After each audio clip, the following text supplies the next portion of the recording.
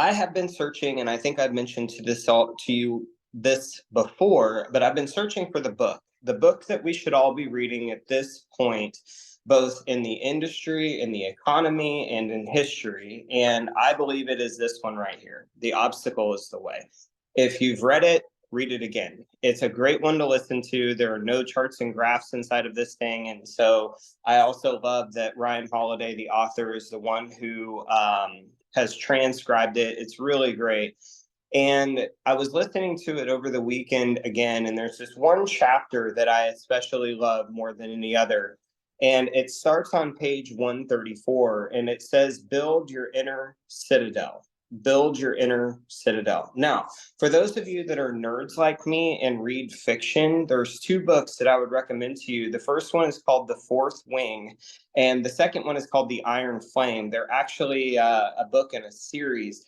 And if I could get you to read those two books, I think that you would actually learn more about tapping into your own potential than virtually any other book that you've probably read from business this year that reads like a textbook. So that's just a side note.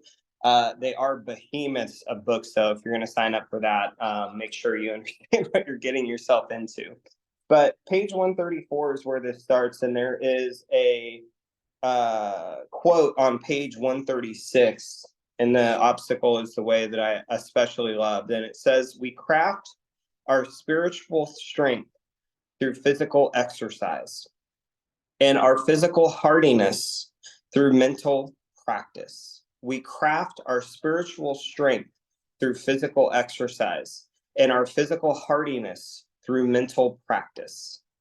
So it got me thinking, that quote, and specifically about that from the book The Mountain Is You. She talks about how our minds are anti-fragile. And anti-fragile in the sense that our brains seek adversity in the absence of it. That your brain is looking for a challenge because that's how you learn and grow. And yet, the thing that we ultimately run up against, I think, especially in our country, is that capitalism optimizes for convenience. Capitalism optimizes for convenience. So what that means is, as you become more and more financially successful, for example, you use your money to create leverage or less challenge, whatever. And then I think we find ourselves oftentimes bored. And because we're bored, we reach for what I call bored lights. Those are like Bud Lights, right? I think that most people actually, and you can argue with me about this if you want to, I think that most people actually drink as an adult, because the way that our adult lives today are structured are so freaking boring that if you don't drink, you can't handle it. I honestly believe that. And look, if you want to debate me on it, I'm happy to have that conversation with you. But the thing that I really want for you to take away from that is a question, which is, how am I using physical exercise to sculpt my soul, to sculpt my spirit? And what I mean by this is, it's like that video that I showed to you all with Jocko Willink, when he would have somebody in his command come to him and say, this operative failed, or we didn't get this equipment, or we didn't get picked for this mission. And his response was always good, good. And it's a phrase that I've now coined, obstacle gratification, that we get into a spirit of gratitude for the obstacles in our lives for no other reason than what they grow us into, that we seek adversity, that we don't run away from it. And for a number of you, you were on the interview that Laura Wassinger set up in April with the guy named Jason Khalipa. And Jason is an author, owns multiple CrossFit gyms, and he has a software company that actually powers a lot of CrossFit gyms across the country. And he said that one of the greatest lessons that life has taught him is that he has to microdose pain. And microdosing pain means that we engineer pain, we engineer adversity, we engineer obstacle, we engineer struggle in our lives so that we never stop growing.